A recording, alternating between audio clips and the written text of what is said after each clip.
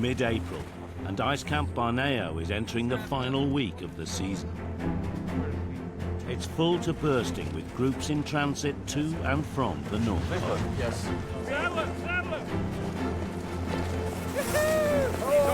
He's on her now.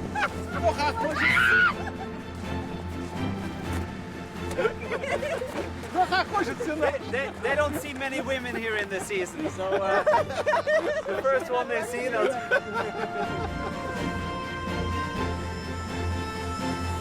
The incredible runway at Barneo makes all kinds of adventures possible. The airstrip is carved from ice just 1 meter thick. Below it, a 2.5-mile drop to the ocean floor. Yeah, unique people, unique experience. Serious job, actually, to land on this area. The morning flight has a very special cargo. Base manager Sasha is on hand to greet them. Our clients like to use the dogs to reach the North Pole. Huskies have been used to pull sleds for over 1,000 years. Their handler, RAFAEL, is from Poland. I try to give some time to my dogs to go out from the cages. For 6 months a year, RAFAEL runs dog treks across the Arctic, leaving his wife and young child at home. And my family is not with me up here. This is the only friends what I have sometimes in the ice when I'm traveling with them. And of course, my emotion to them is quite strong. This year marks a changing of the guard. It will be the last trip for lead dog Wally. He will not go with me to the North Pole anymore. He's too old. 11 years is enough. Now it's just a good time to retire time. I think it's more emotional for me, like for him. In the next year when I will go to the North Pole and Wally is not in my team, it's, I can say it's a strange feeling. Yeah, it's one of your friends and he always follow you. Definitely I will miss him quite a lot. Wally's replacement, Nelson, has a lot to learn. For him, it's the first time being in the ice. I mean, for him, everything is really new up here. He's really lovely. The only problem is he's also a little bit aggressive. Suddenly he's not like anymore his friend beside him and just start fight. RAFAEL is hoping that Wally's experience will rub off on the young pup.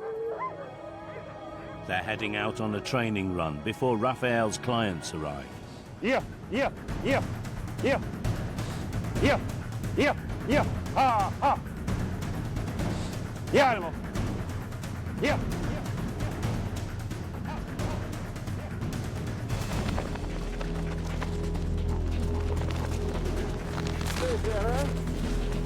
Back at camp, Operations Director MISHA is giving some visitors a safety briefing. One day, this pressure ridge can fall down. MISHA is a legend in the polar world for his groundbreaking expeditions. His experience is invaluable. This late in the season, the ice is starting to thin. It looks like very solid, huh? Yeah, but if you will step it there, huh?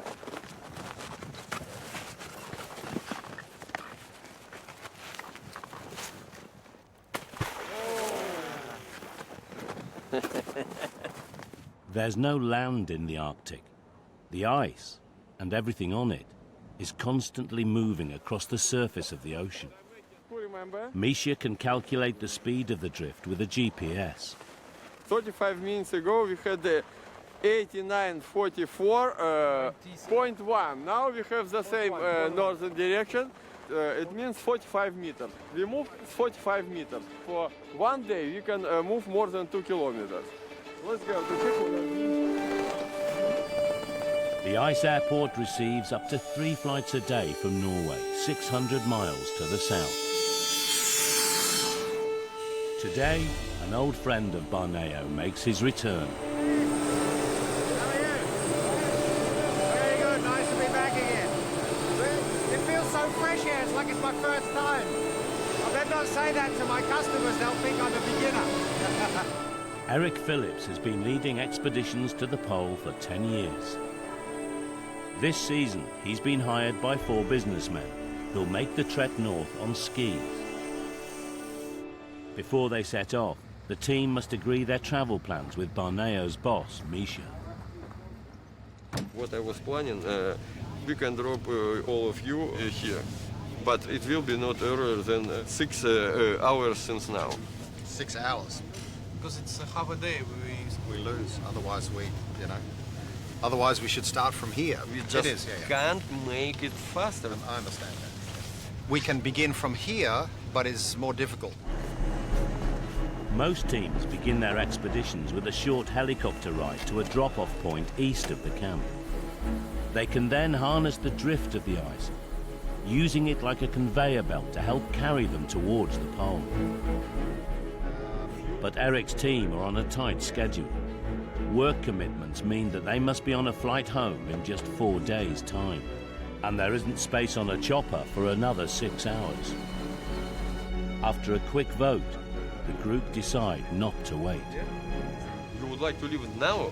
We would like to leave now. If we can't fly, Borneo. if we can't fly, then we leave now and we push to the pole. You don't want to wait for 6 hours? Why?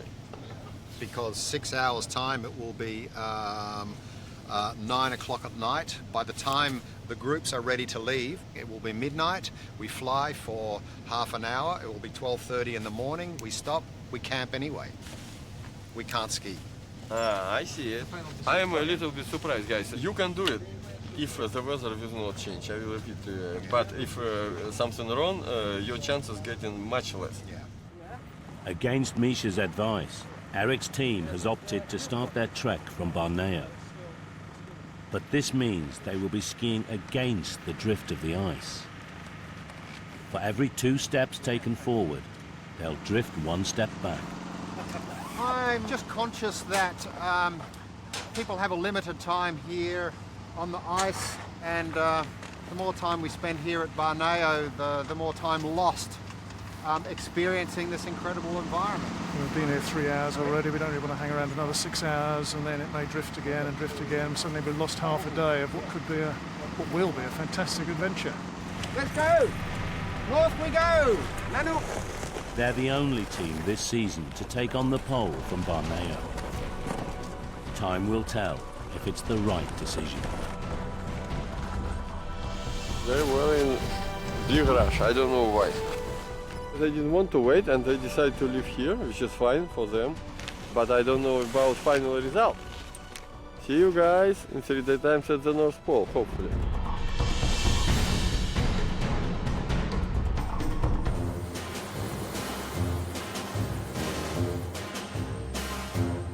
Ice Camp Borneo has opened up the North Pole to anyone who has the cash.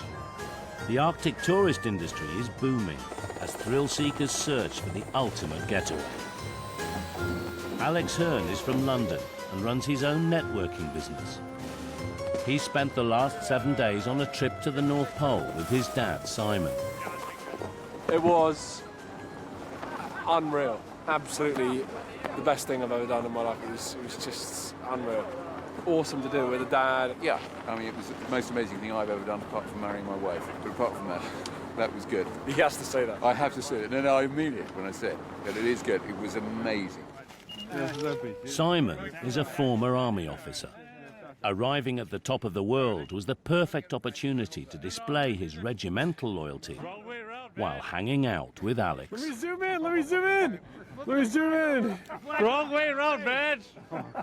It's upside down. Badge, it's upside down. There it is. Riding in Borneo's helicopters is the first contact Simon has had with the Russians since the end of the Cold War. I used to train to shoot these down years ago with a tank ran. They are very reliable. Very, very good shoots. The helicopter isn't the only piece of Russian kit that Simon's got his eye on. At home we have a little farm, a very small holding, but we have a couple of tractors on it, and I love tractors. I'm a bit of a tractor thing. I've got a bit of a problem about them. And just over here, these 2 Caterpillars, I'm dying to have a go on one. The tractors are essential to the running of Borneo and out of bounds to tourists.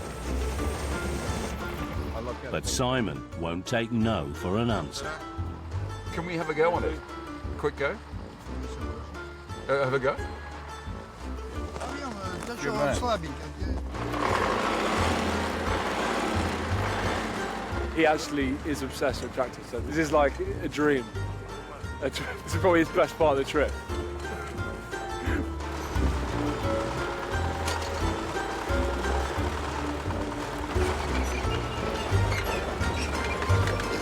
Amazingly, this 5-ton tractor was parachuted onto the ice. It was used to carve out the precious runway. I mean, that's pretty critical. Without that thing, we don't have an airfield. I'm tempted to say only the Russians could do it because they're just so used to this weather. I mean, at -40, carving out an airstrip is amazing. I think for my dad, there's something better than going to the North Pole. Hey, guys. He loves tractors. Don't often get to play with a toy like that in the North Pole.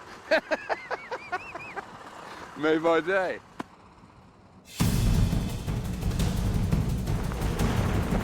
A couple of miles from camp, Raphael is giving his team of Greenland huskies a good workout.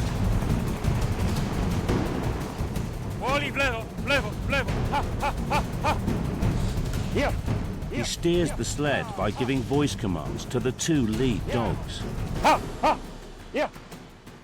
Together, the pack can hit speeds of up to 25 miles an hour.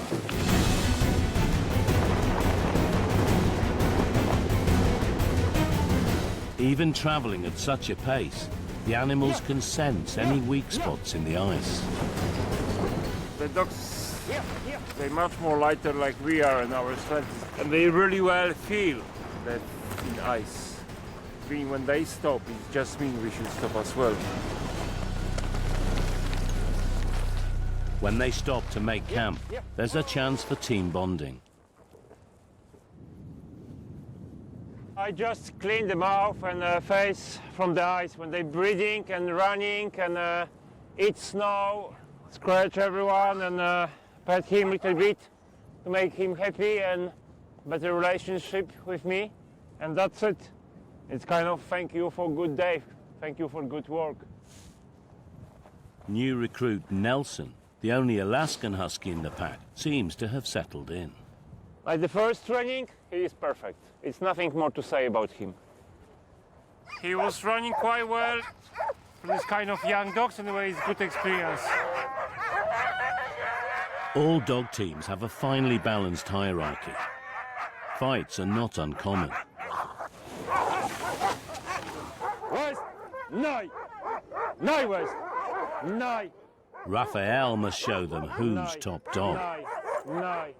We say everything what is going wrong in your team is not fault of the dogs, it's your fault. You are human, you have the big brain, you should think for yourself and for them as well. When your dog's doing something wrong, it's simple, you don't train them enough. That's it. The Arctic ice is a dangerous place for both man and beast. Raphael loves his dogs, but last year an injury tested even the strongest of bonds. You cannot really get help much up here. The only way what you can do sometimes is just shoot this dog. Believe me, it's difficult to shoot your friend. When your eyes is full of crying and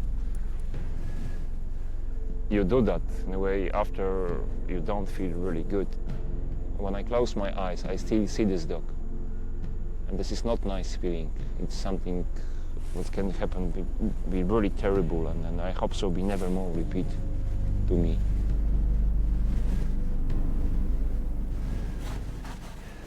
As Raphael collects snow for cooking, he spots an ominous shape on the horizon. This direction, yellow point. There have been sightings of polar bears in the area.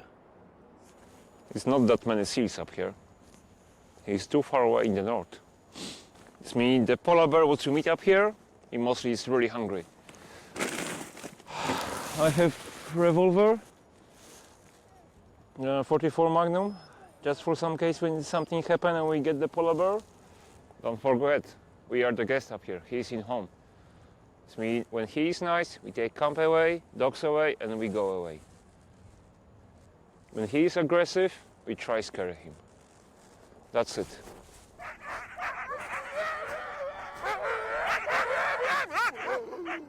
Come on, boys. Yeah, yeah. Oh. Respecting that he is in the bear's territory, RAFAEL decides to head back to the safety of Barnea. The training run was a success.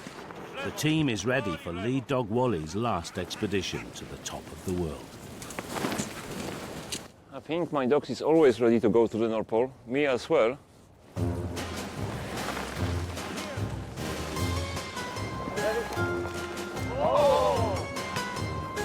Barnea runs around the clock, but the staff do get some time off.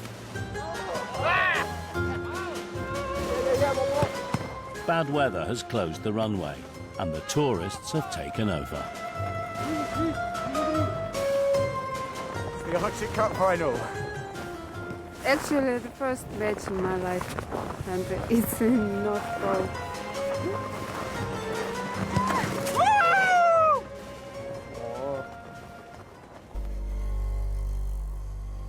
When the weather clears, activity of a different nature is underway.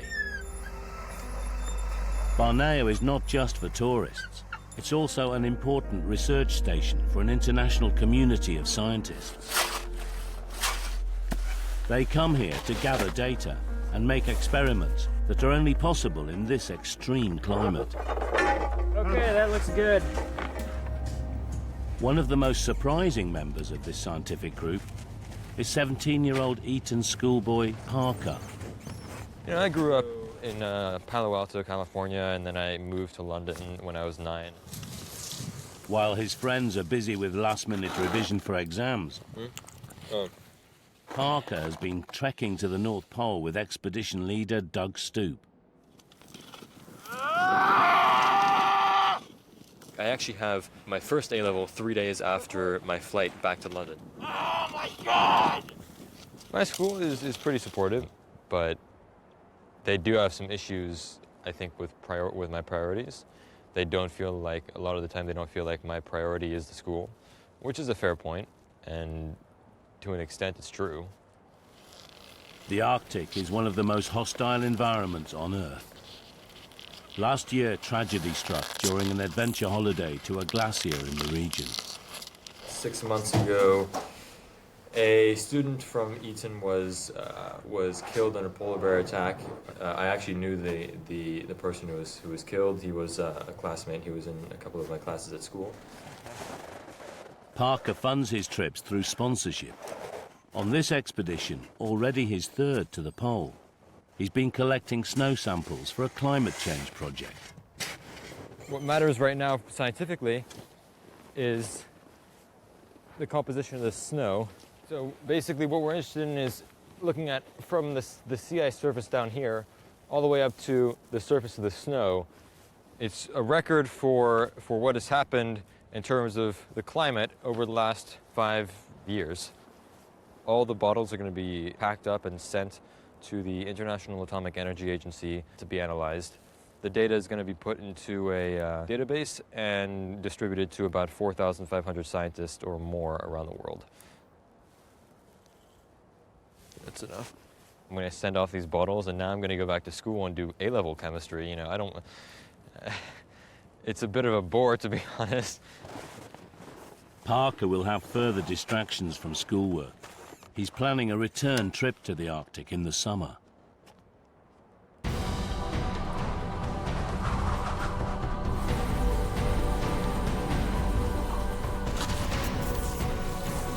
For Australian guide Eric and his team, things are not going so well. It's day 2.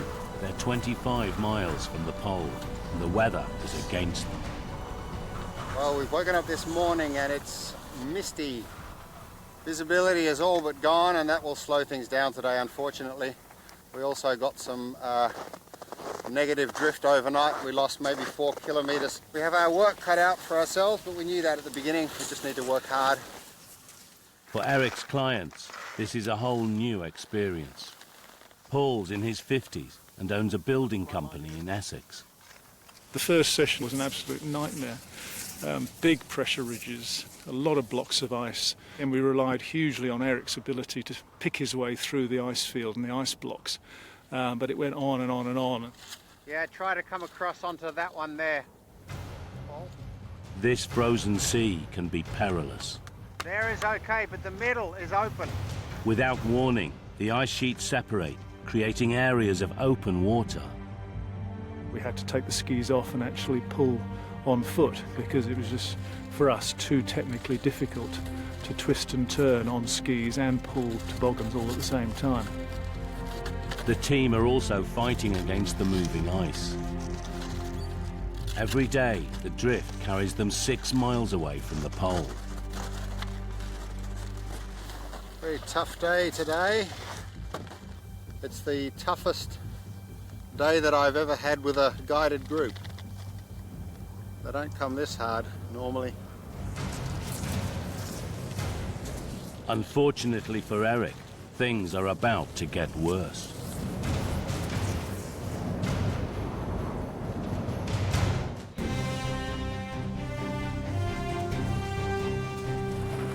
At Barneo's helipad, RAFAEL is making his final preparations for the pole.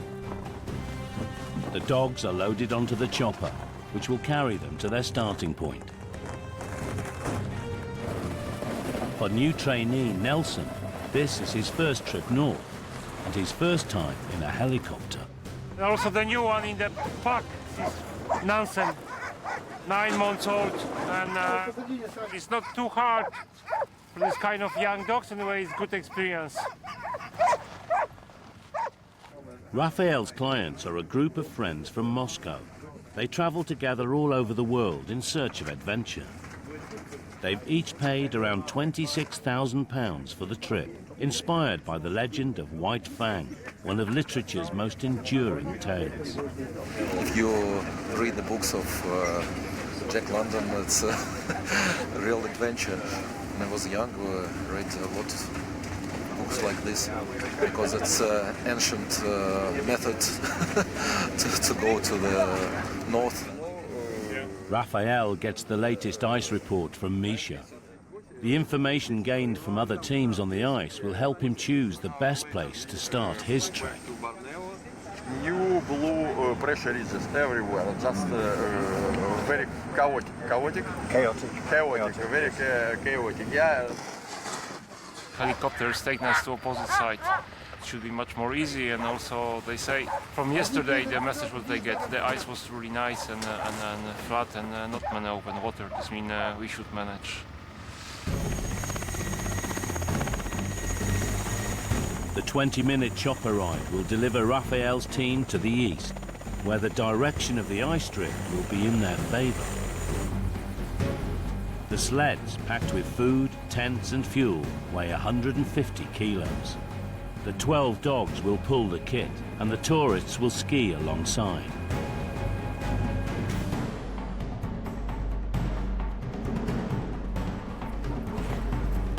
Wally. Lead dog Wally, on his final mission, has taken the flight in his stride.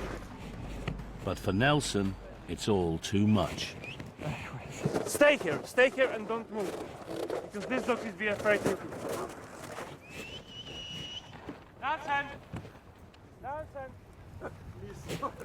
It's not the best of starts in front of clients who've paid handsomely to be here.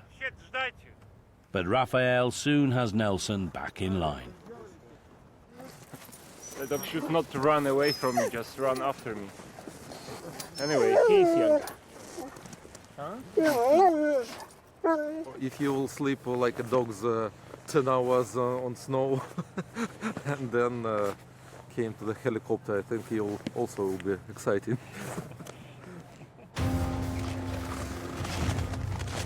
The clients are ready and the dogs eager to go. The helicopter heads back to Barneo, leaving the tourists to the ice and their dreams of the pole.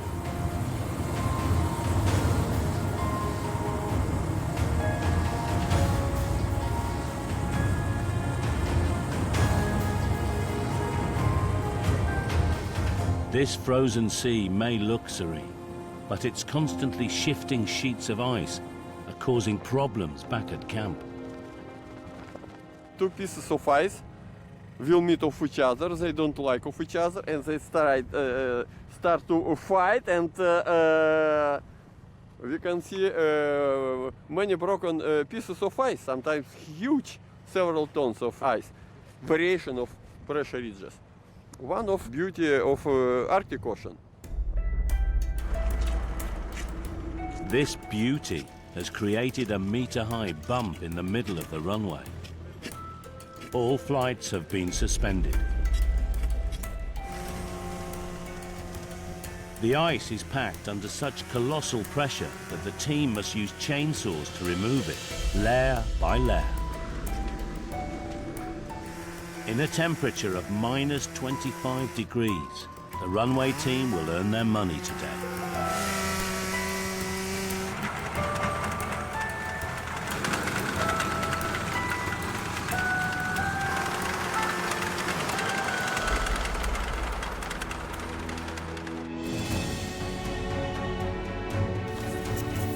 Heading north to the pole, Eric and his team find the ice conditions are in their favor.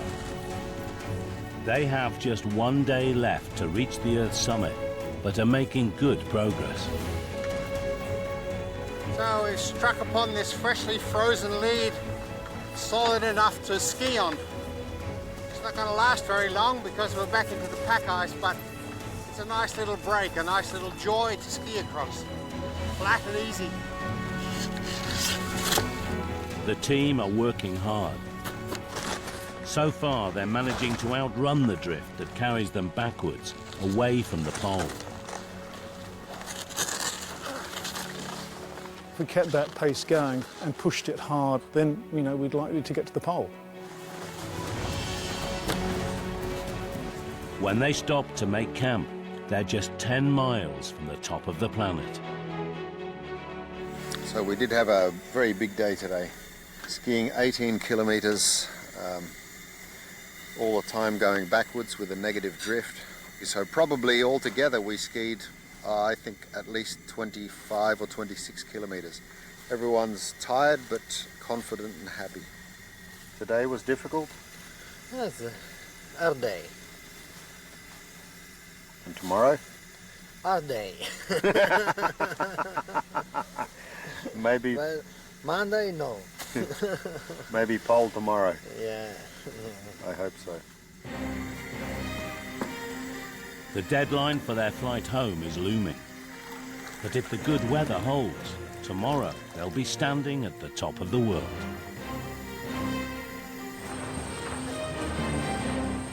Back at Barneo, everyone is a little on edge. The runway is now fixed, but this flight has come direct from Moscow.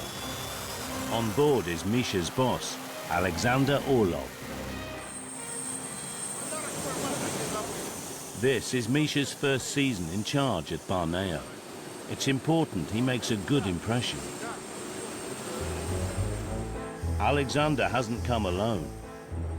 MISHA has the task of looking after Artur Chilangarov, the Russian minister for the Arctic.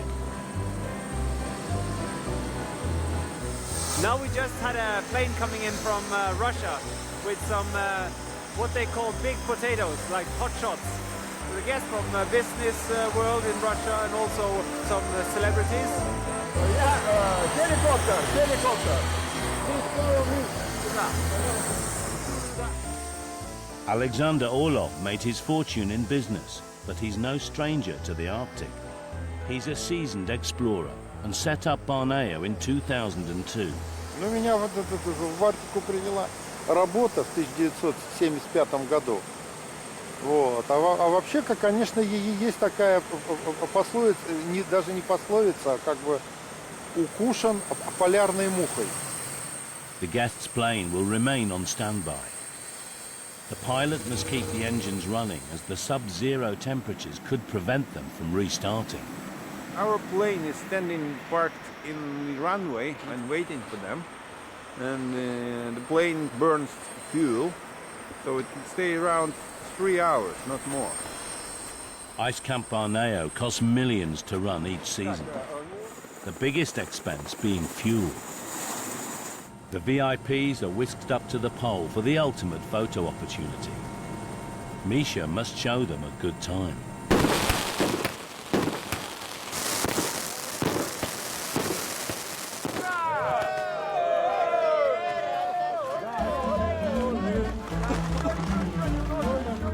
There are just 3 weeks each year for Barneo to make its money before the summer sun melts the ice.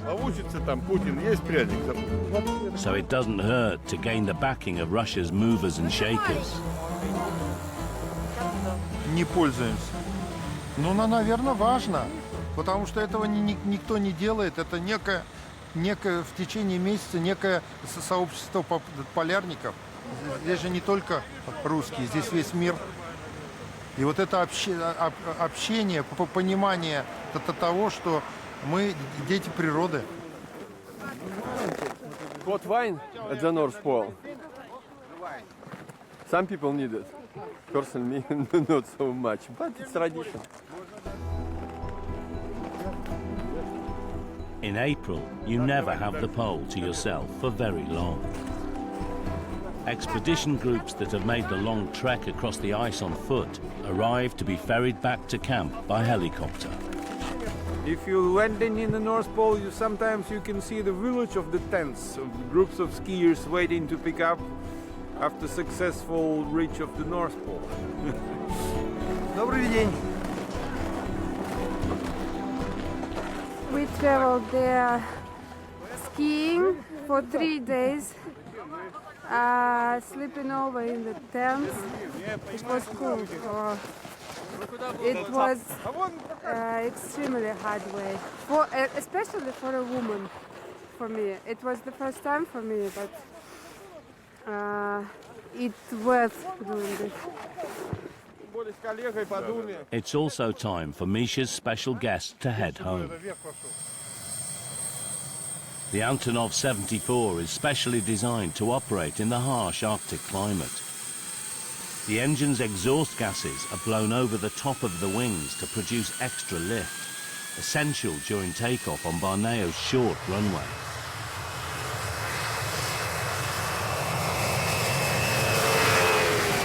With the plane load of VIPs safely away, MISHA can relax again.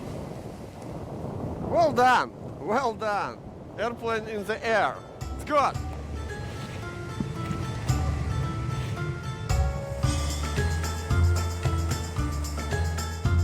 While the Russians may be used to the freezing temperatures, for the first-time visitor, the Arctic climate can be a shock. Dave Sissons is a banking strategist from London. He's just back from a trip to the pole, and he found dressing for the cold a bit confusing. He's decided to come clean to one of the guides. Day one we set out, I had one base layer. It's pretty cold here, so I thought I might get away with having another base layer. It's windy and chilly as well, so I thought maybe a fleece jacket, and then I had my windproof jacket. 4 layers? Yeah. Without knowing, I started to sweat. Then we could still see the evidence of how much kit I managed to write off on the first day. With temperatures as low as -30, sweat soon freezes solid. I've still got the second base layer from that day, which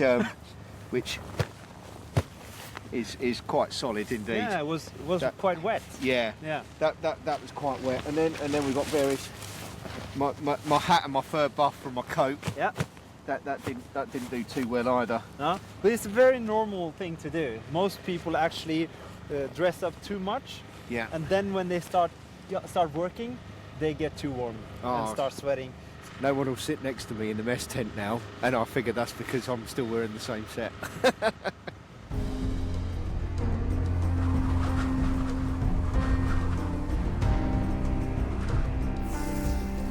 Out on the ice, Eric's team are into their final push to the pole. Everything was going well, but the drifting ice is moving more quickly, carrying them further from their goal. And one of the team has fallen ill. unfortunately all going against us today. The drift is worse than ever. I think it's increased by maybe a kilometre or two per day, in the wrong direction of course. The visibility is not spectacular. That slows things down, makes the route finding difficult. Christoph unfortunately has got a bit of a tummy bug. It's all conspired against us today. With a sick team member, maintaining the pace needed to outrun the drift is an almost impossible task.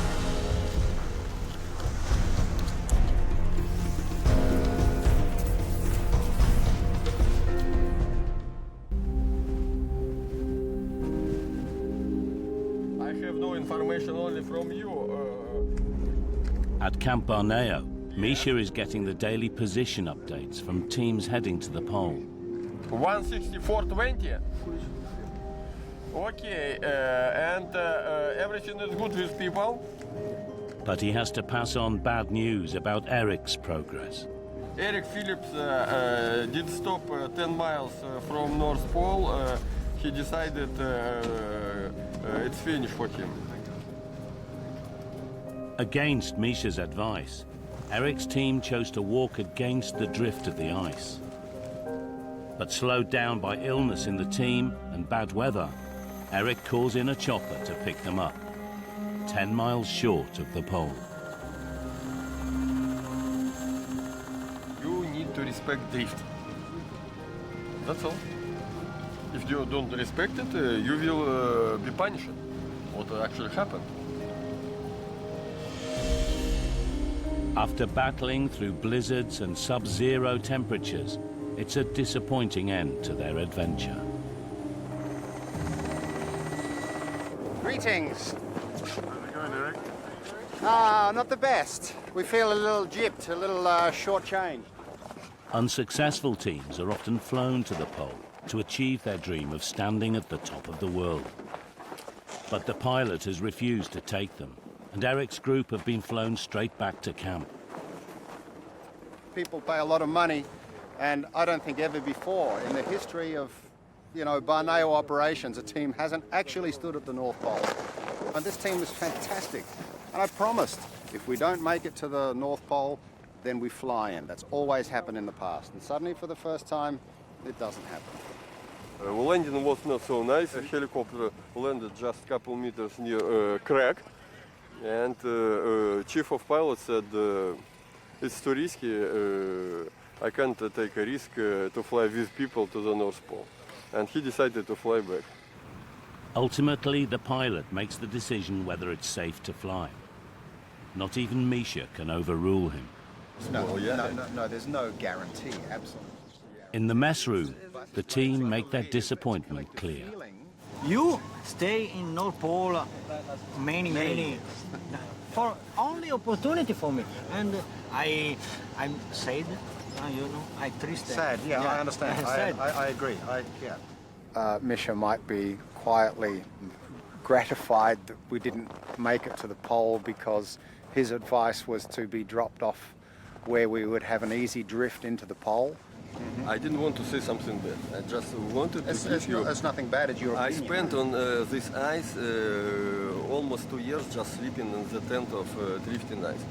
It's, believe me, it's a big experience. It would have been great to come back with success under our belts and equally stare MISHA in the face and say, we told you so. It didn't work out that way either. I'm not happy that I am right. I knew exactly it will happen. And I warn guys, if they are not very happy, it means they need to ask, first of all, from themselves. We had hoped to have been able to see the GPS showing exactly 90. We'd got within 10 miles. Hey ho, it's one of those things.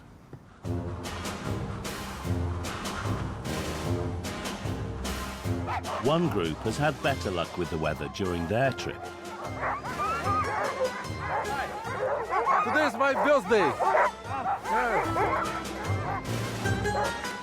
RAFAEL's dog sled team had the drift in their favour, successfully reaching the top of the world. Yeah, quite easy this year. It was really no problem. Nice weather and easy ice. It's been the last trip for lead dog Wally before his retirement. But new recruit Nelson will make a fine replacement. The old leader, it was a little bit tired. I think it was a little bit too much for him anyway. He is now loose and running to helicopter like he should. He already sits inside and waiting for the flight to Borneo.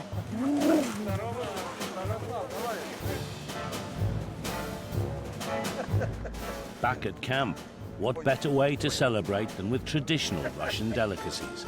Vodka, raw garlic, and cured pig fat known as salo. Salo. Bacon, no. Salo, good. And salo with garlic. It's wonderful. На здоровье. На здоровье. Просто. Просто. Salute.